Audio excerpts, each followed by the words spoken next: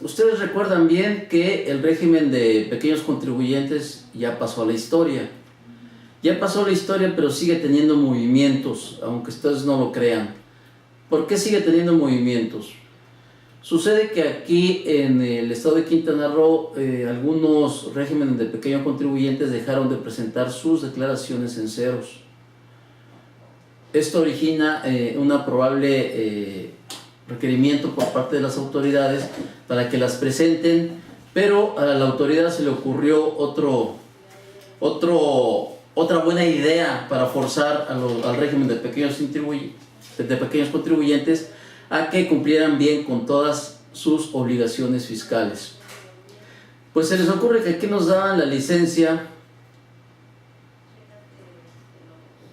Alma Aparicio, claro que buen negocio trabajarle a la iglesia romana, hasta perdón de pecados tuvo. Se fue directo en fast track al cielo, ¿no, Alma? Muy bien. Lo que hace el gobierno del estado es que antes las licencias de funcionamiento eran de forma permanente, o sea, ya no tenían vigencia. Y posteriormente, hace poco tiempo, creo que el año pasado, implementaron que las licencias ya no iban a ser permanentes y volvieron a comentar que tendrías que volver volvías que tener, en el estado de Veracruz no permitían presentar en ceros a los repecos. Precisamente esto es, mi estimado Pablo. Tenemos el mismo problema y qué bueno que coincidimos, porque les van a ayudar esta plática que vamos a tener con ustedes. Precisamente no dejan presentar las declaraciones en ceros. Para hacer un poco de presión, retomando el comentario anterior, es que dice el gobierno del estado: las licencias las vas a tener que refrendar de aquí en adelante, van a tener una vigencia de 1 año. Y para que puedas hacer este trámite necesitas estar al día en tus impuestos. Cuando tú llegas a hacer el trámite como repeco en un localito que tenías en algún lado, ubicado en tu casa, fuera de tu casa, en la calle, vas a hacer el trámite y te dicen: muy bien, te vamos a llevar a cabo tu trámite, pero no has pagado, porque no has pagado, no has presentado estas declaraciones. Y analizábamos puntualmente el punto de: te pueden obligar a que no presentas declaraciones en ceros, te pueden obligar a que hagas un pago. Y fíjense la actitud de la autoridad. Se los comento para que vean el alcance de estas actitudes. Decían ellos: si tú no tienes declaración que presentar, pues date de baja y pásate al régimen general. Órale, entonces decíamos, pues ¿por qué? ¿Por qué nada más porque la autoridad le viene en ganas, sin base en ninguna ley, sin base en ningún ordenamiento, nos dicen: bueno, pues date de baja y pásate al régimen general? Pues no es así la cosa. ¿Y qué es lo que argumentaban ellos? Argumentaban que en la resolución miscelánea existía una determinación de cómo se iba a llevar a cabo el manejo del régimen de pequeños contribuyentes, y que el régimen de contribuyentes, como era un régimen especial que le daban la oportunidad de realizar su pago tanto del IVA, en su caso cuando estaba el YETU, y el impuesto sobre la renta en forma conjunta, vía una cuota fija que se determinaba al principio del ejercicio, y que por esa razón ya no podías presentar declaraciones en ceros. De acuerdo con los comentarios tanto de los que estábamos ahí presentes, representando a algunos colegiados o a la NAFINET y de las autoridades, les decíamos: no existe una disposición por medio de la cual te impida o te dé a ti, autoridad, te dé facultades para que impidas que un régimen de pequeños contribuyentes pueda presentar declaraciones en ceros. Y nos decían, volvían a comentar el punto de la resolución miscelánea, y para lo cual les comentamos nosotros: la resolución miscelánea no puede ir más que de la ley. Dice: pero la cuota fija se podría modificar según las operaciones de los contribuyentes. Así es, mi estimado Rodolfo, se podía, sí, la podías modificar, claro, por supuesto. Pero el problema, más que problema legal, era un problema de organización, de trabajo, porque a ellos se les complicaba más hacer la modificación en su programa y que te diera opción de que pudieras modificar tus ingresos para que se modificara lógicamente tu pago. Entonces, pues a ellos se les hizo fácil. No te voy a aceptar declaraciones en ceros de 3 o 4 años hacia atrás, porque de acuerdo con resolución miscelánea es un pago fijo y lo debes de pagar. ¿Qué se les explicó a esta gente? Se les dijo, señores, el hecho generador del impuesto está establecido en cada una de las leyes, en la ley del impuesto sobre la renta, en la ley del IVA y en su momento en la ley del impuesto empresarial a tasa única. Y cuando tú realizas este hecho generador es cuando precisamente tienes la base para hacer el cálculo de impuestos y el pago de los mismos. Si tú no tienes hecho generador, de acuerdo con la ley, entonces no tienes por qué pagar impuestos, aun cuando resolución miscelánea me esté estableciendo que la cuota fija es un favor especial que nos está dando la Federación o los legisladores o la Cámara de Diputados para llevar a cabo el pago de los impuestos de una manera más cómoda. Se les comentó también de que era totalmente ilegal que se obligara a las personas a que pasaran al régimen general porque no tenían que pagar en el régimen de pequeños contribuyentes. Y nos daban argumentos muy válidos, nos daban argumentos muy ciertos. El régimen de pequeños contribuyentes lo utilizaron muchos contadores, muchos fiscalistas, muchos abogados para hacer planeación fiscal cuando la situación del impuesto a los depósitos en efectivo, del IDE, porque lo único que hicieron muchos es, dijeron, no, pues yo estaba como régimen de pequeños contribuyentes, en aquella época sí te permitía el sistema hacer el pago de impuestos atrasados, inclusive el alta atrasada, y se dio de alta a esta gente que recibía o que tuvieron la recepción de las atentas invitaciones por parte del SAT para el pago del impuesto a los depósitos en efectivo, porque habían detectado que en determinado ejercicio habían hecho depósitos precisamente en efectivo y no había pago de declaraciones.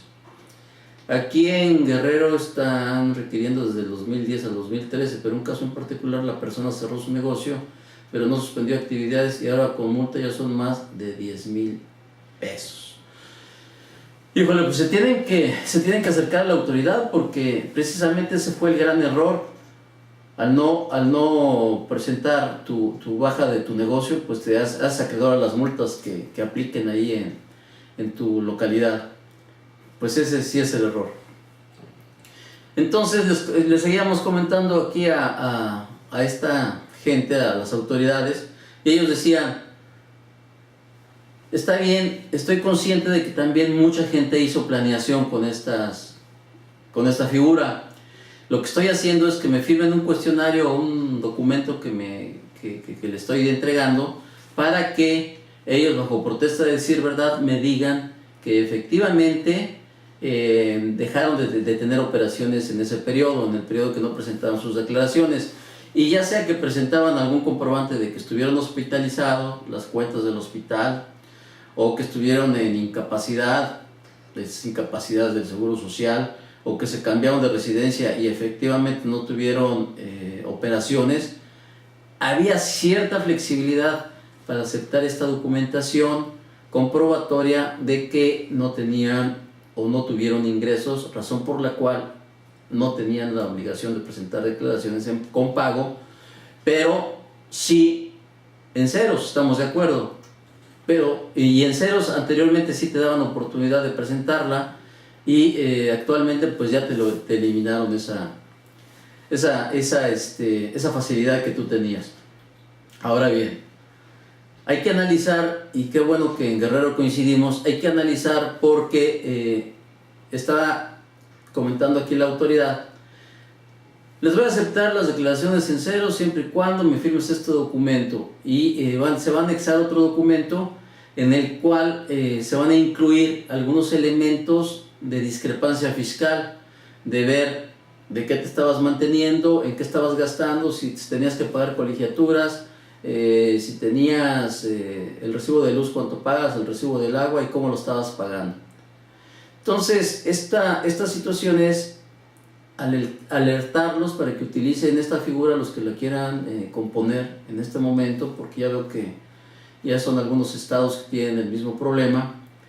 La cuestión es de que si tú presentas en ceros, y lo analizábamos ahí con las autoridades, recuerden que por ahí ya existe una tesis que nos establece que las declaraciones en ceros es fraude fiscal, porque si tú presentas una declaración en ceros bajo protesta de decir verdad y con la interpretación armónica de varios artículos de código fiscal, y si tienes ingresos que declarar, pues lógicamente estás engañando al fisco y lo estás haciendo conscientemente, ¿ok? Ese es el primer problema.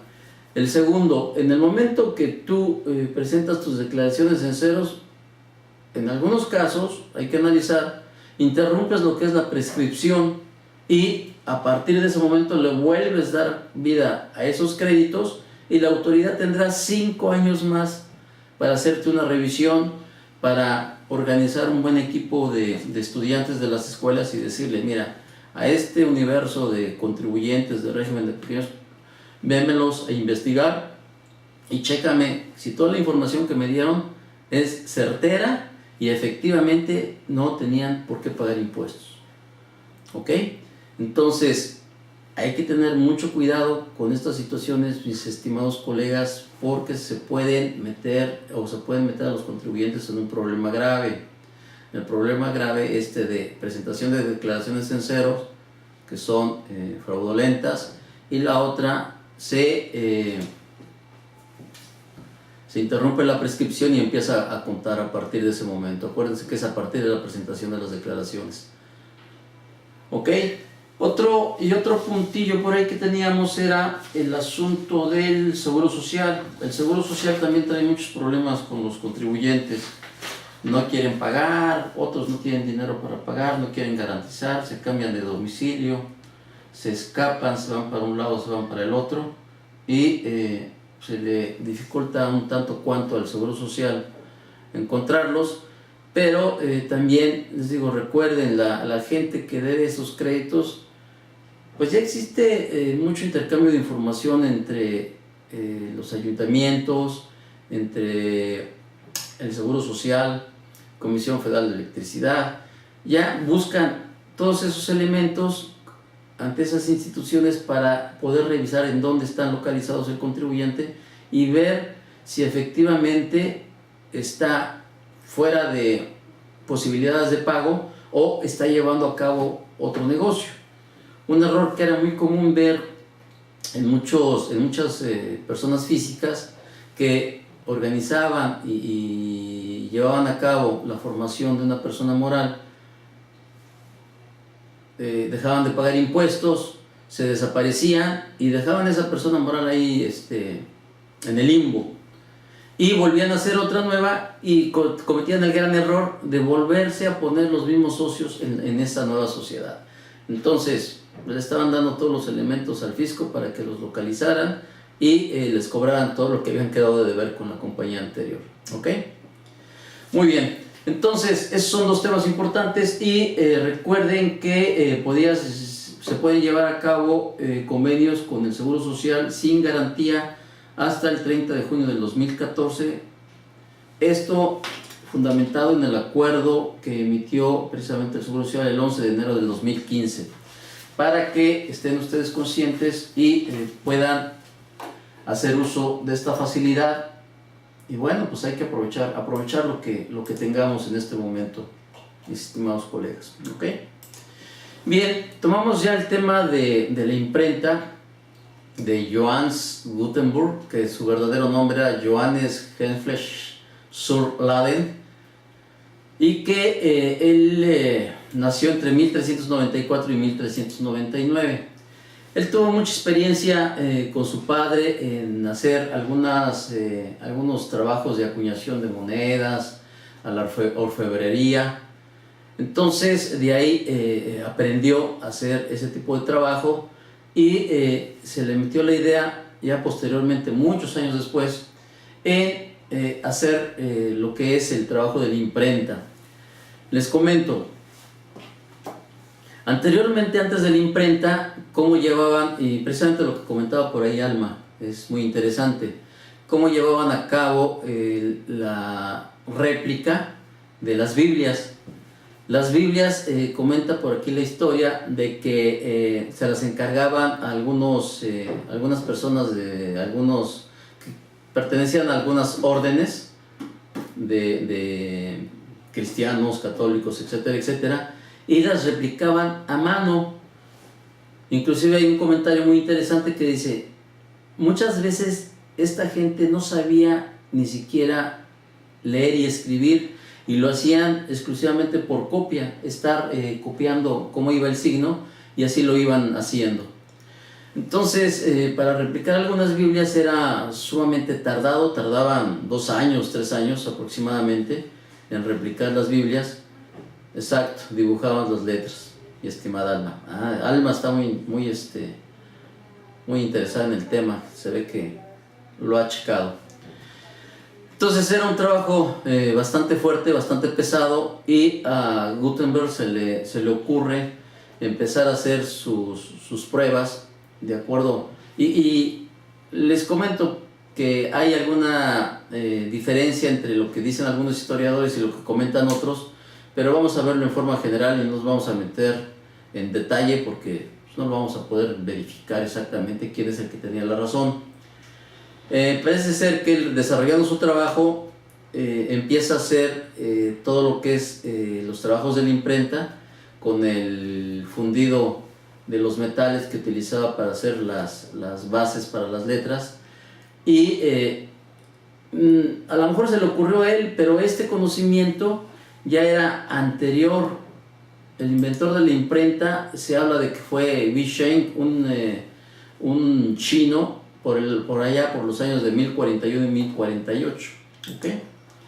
Entonces probablemente sucedió como todos los inventos chinos, que alguien llegó por allá, vio cómo se hacía y llegó y le platicó en otro lado, y más o menos les daban la idea, y ya con los conocimientos que tenía Gutenberg empieza a hacer sus pininos, y se dice que lo estaba tratando de hacer en forma escondida sin que nadie se diera cuenta, a manera de que no le vayan a robar el proyecto. Así es, licenciado Ortiz, el coyotaje se llama. Los chinos. No, pero esta vez, antes se agandallaron a los chinos, por eso es que ahora se están desquitando de toda la gente. Entonces empezó a hacer su fundido de los metales, y sucede que se dan cuenta por ahí 2 personas que trabajaban junto con él, y le dicen, me interesa asociarme contigo, entonces vamos a hacer el negocio. Y a él le pareció bien porque ya necesitaba dinero, ¿ok? Y les dice, vamos a hacer la sociedad, pero en 1438 dice que firmó un contrato en el cual estipulaban, entre otras cosas, que los 3 recién incorporados deberían abonar la cantidad de 125 florines. La venganza china. Sí, pero la agarraron bastante fuerte ahorita. De todo copian, ya hasta la Virgen de Guadalupe creo que es china, y no sabíamos nosotros, pero en fin. Ok. Hacen la sociedad y se le empieza a acabar el dinero, y aquí hay una discrepancia en lo que es la historia de este asunto. Y el punto, a ver mis estimados colegas, el punto es que me vayan analizando y me vayan escribiendo de aquí al final cuáles son las fallas que hay en cómo se llevó a cabo esta operación, qué fallas tuvo Gutenberg, y que nos digan precisamente para analizar y para aprender qué es lo que podemos ver o sacar o rescatar de este aprendizaje, y cómo lo vamos a llevar a cabo en la actualidad para evitar ese tipo de problemas. Se dice que de los 2 socios, que la otra parte de la historia decía que hizo la sociedad con el hijo de un señor que era muy acaudalado, y en determinado momento se le acabó el dinero. Entonces Gutenberg va otra vez con el señor adinerado, con el papá del muchacho, y le dice, pues se me acabó el dinero, necesito que me dé otro préstamo más para llevar a cabo el proyecto. Hizo un contrato, aparentemente aquí se habla de un contrato, pero vamos a ver después cómo es que falló. Se le acaba el dinero y le vuelve a dar dinero el señor acaudalado, pero le comenta: sí te doy el dinero, pero en esta ocasión ya vas a enseñar a mi hijo a hacer el negocio. Quiero que esté pegado contigo y le enseñes todo desde el inicio, cómo lo estás llevando a cabo. Pues así lo hace, empiezan a trabajar, continúan, retoman el trabajo de la famosa imprenta. ¿Y qué creen? Que se les vuelve a acabar el dinero. Entonces va de nueva cuenta Gutenberg con el señor acaudalado, y en esta tercera ocasión le comenta el acaudalado: pues ya no te puedo prestar dinero, lo siento mucho y me voy a quedar con el proyecto, y este proyecto ya me pertenece por todo el dinero que yo he invertido en él y todo lo que se ha gastado. Y así sucedieron las cosas. Dejó al hijo encargado del proyecto y el hijo siguió con el proyecto, y Gutenberg salió totalmente del proyecto. Entonces, este es el problema. Ya después les haremos algunos comentarios más, pero creo que hasta aquí es donde podemos rescatar el aprendizaje de este tipo de asociaciones. ¿Qué pasó? A ver, colegas, ¿qué van a analizar? ¿Cuáles serían las situaciones actuales y cómo pudiéramos haberlo resuelto? Hizo un mal presupuesto, totalmente un mal presupuesto, exacto. ¿Qué más? A ver si me pueden decir. ¿A alguien se le ocurre algo más por ahí?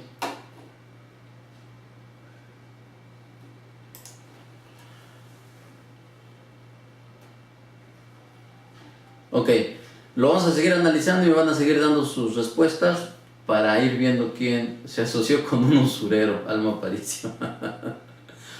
Pero hasta para eso, Alma, cuando hagas una situación o una asociación de esa manera, hay formas de protegerte. ¿Ok? Entonces, Gutenberg, les comento, en resumen, fue el inventor de la imprenta de tipos móviles, que es la que conocimos hasta hace algunos años, porque acuérdense que hoy ya todo es por computadora. Y su mejor trabajo fue la Biblia de 42 líneas, eran 2 columnas separadas. Tengo aquí el dibujo, pero pues bueno, no se los puedo presentar.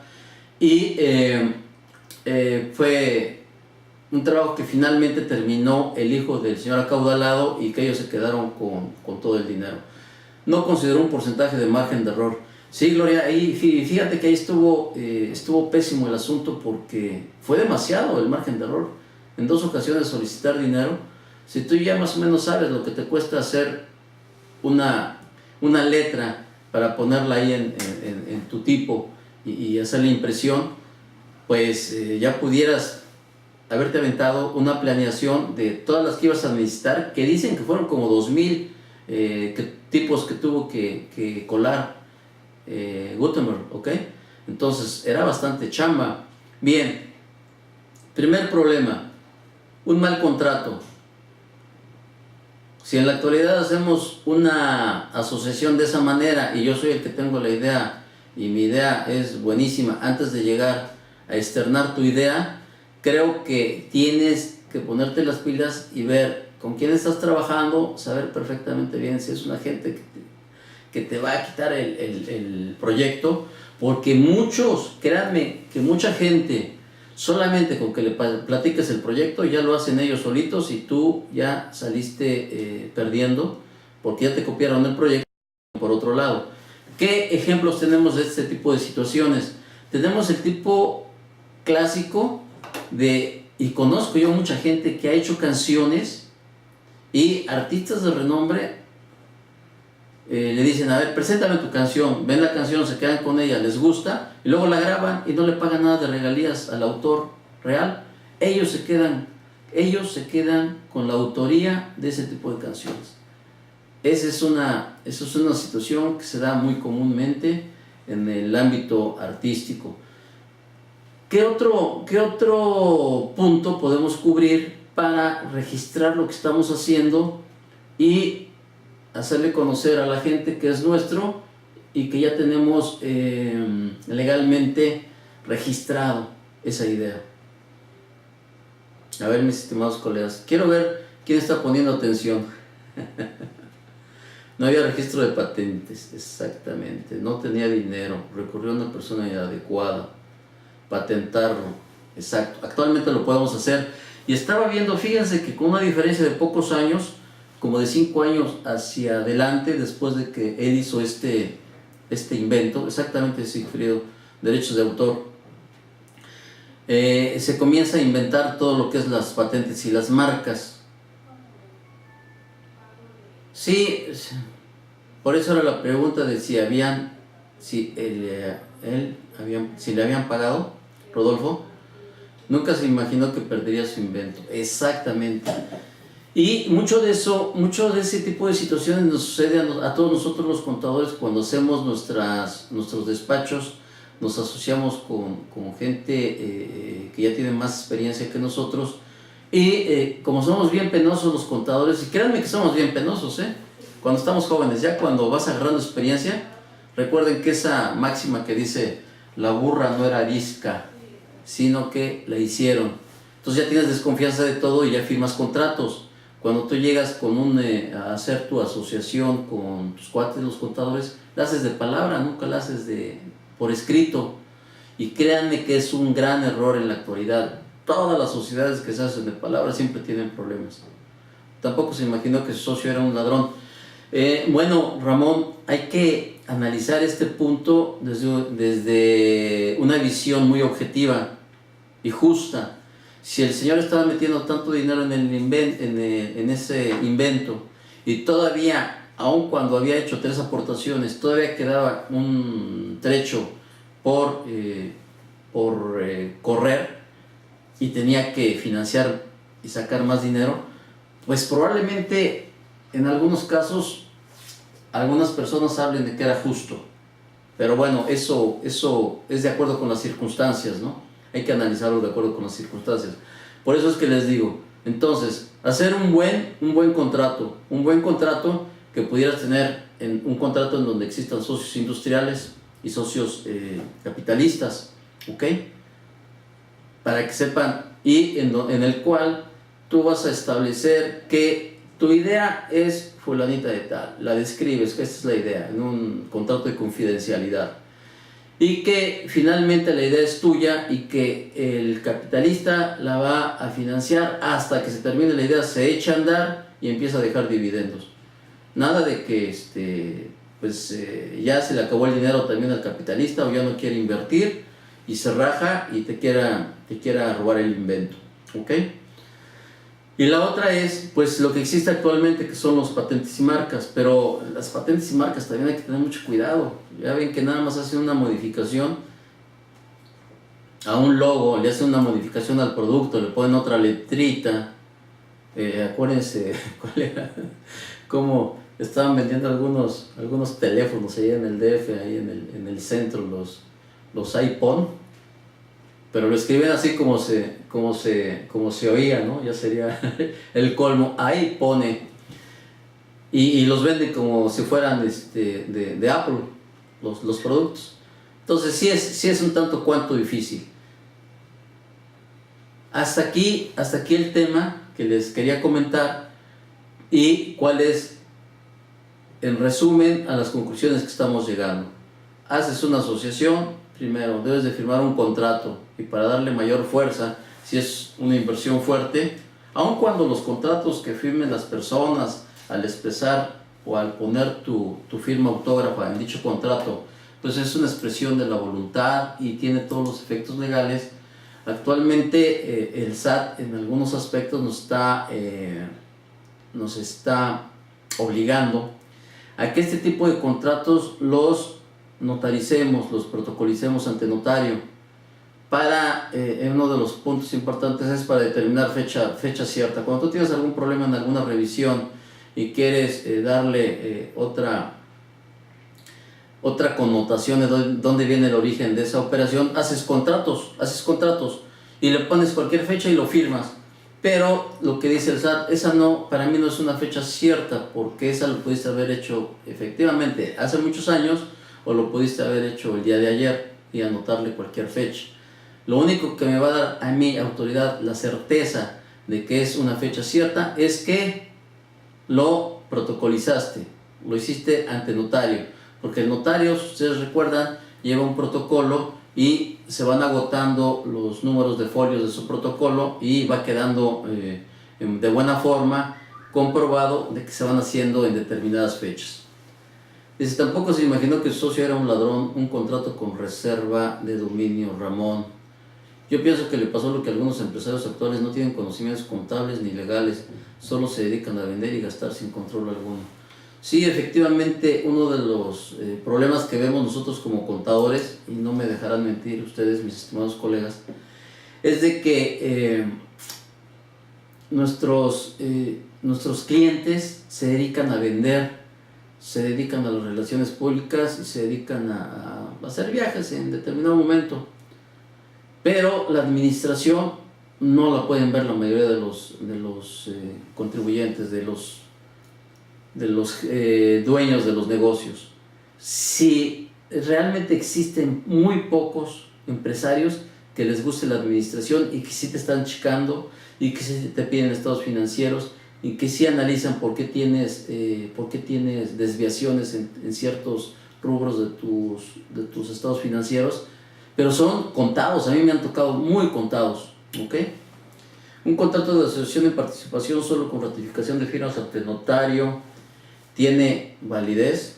Claro, por supuesto, mi estimada Ana. Así es, efectivamente. Recuerden que los notarios el gobernador es el que tiene la obligación de hacer el trabajo de protocolización y dar de fe en algunos instrumentos, en algunos documentos. Pero esta fe, él se las encarga, se las endosa, les da permiso a los notarios para que la lleven a cabo. Y esto se los comento también porque, si recuerdan, como los gobernadores acostumbran regalar las notarías al final de su ejercicio con sus cuates y darles negocios, se quejaron, el colegio de notarios, se quejaron todos los notarios y decían, no puedes dar una notaría sin permiso de nosotros. Pues no, entonces ya después que estudiaron bien los notarios se dieron cuenta de que estaban equivocados y que es una facultad del ejecutivo de la entidad federativa respectiva y que él lo que hace es otorgar o endosar esa facultad a los notarios, ¿ok? O sea, él tiene toda la autoridad respecto a las notarías. Ok, entonces sí, Ana, te comentaba que ellos dan fe pública, por eso es que sí tienen validez. Y pues en la actualidad nos encontramos también con mucho de este tipo de defraudaciones cuando hay muchos empresarios, algunos empresarios que tienen por ahí un negocito y esto lo hemos visto mucho en Cancún. Yo no sé por qué se hizo un lugar donde la gente llegaba a querer tener dinero muy fácil y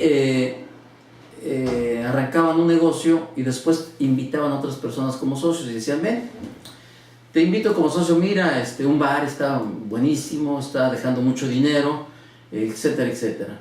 Éntrale como socio nada más para salir de estos problemas y ya empezamos a repartir. Y sucede que como los nuevos socios no sabían mucho de administración, estos señores que eran los dueños originales del negocio, lo operaban y lógicamente empezaban a generar pérdidas con sus gastos personales, sacando dinero por aquí y por allá. Y después llegaban con el nuevo socio y le decían, oye, fíjate que ya tu dinero se acabó, pues tenemos pérdidas, todavía no logramos salir de este tipo de operaciones, ¿le quieres seguir con nosotros o pues tú ya no vas a ser socio porque ya se perdió tu dinero? Así se las gastaban esos tipos y sigue habiéndolos. Se los pongo en su conocimiento para que se den cuenta de que siguen sucediendo este tipo de situaciones. ¿Ok? Si tienen alguna pregunta por ahí, mis estimados colegas, con toda confianza. Entonces vimos ese tipo de problemas y teníamos otro por ahí que estábamos viendo con el gobierno del estado que nos diera facilidades para llevar a cabo precisamente lo que son la ventanilla única. La ventanilla única para el trámite con una sola persona, con todos los papeles que requieres, y no tengas que pasar por 5 o 6 personas dentro de un ayuntamiento, dentro de un gobierno del estado, porque les comentábamos a las autoridades, mientras más estemos incentivando o más estemos creando la necesidad de una relación del servidor público con el contribuyente, pues esto más está generando lo que es la corrupción, más la presión por parte de las autoridades para decirte, pues fíjate que se atoró tu trámite porque tienes determinado problema, y esto, ¿quieres que te eche la mano? Te ayudo y te voy a cobrar tanto. Y ya empezaban a venir los cobros, ¿ok? Y otro problema que tenemos aquí con el municipio, que es totalmente ilegal, y yo creo que algunos de ustedes lo deben de tener. Es tenebroso registrar una idea nueva cuando sabes que lo tienes que registrar. Sí, Sigfrido, la verdad te da miedo. Vas ahí con el miedo de que la gente de ahí se la pase a otras personas. Se las pase a otras personas, se las venda y ya te lo están haciendo por otro lado con un poquito de cambios y ya no es lo tuyo, ¿ok? Bien, aquí las licencias de funcionamiento del estado, del municipio de Benito Juárez, tú tienes tu local. Y si alguien se va de ese local y dejó de pagar la basura durante varios años, tú llegas como una persona totalmente nueva y te ubicas en ese mismo local que tenía utilizando esta persona que omitió el pago de la basura.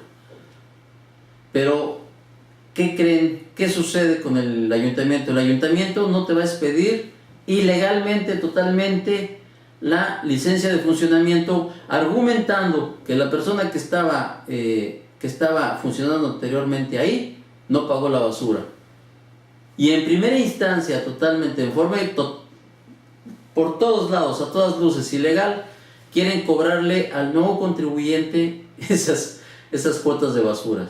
Si no te pones listo y no estás enterado de tus derechos, no te acercas a un buen contador, no te acercas a un buen abogado, muchos caen y hasta llegan a un arreglo con tal de que los dejen funcionar ahí. Es totalmente ilegal de que pretendan cobrarte un adeudo de una persona totalmente ajena a tu negocio y que ni conoces y que tú le tengas que pagar ahí la basura. De la misma manera, el ayuntamiento hace responsable al dueño de ese inmueble.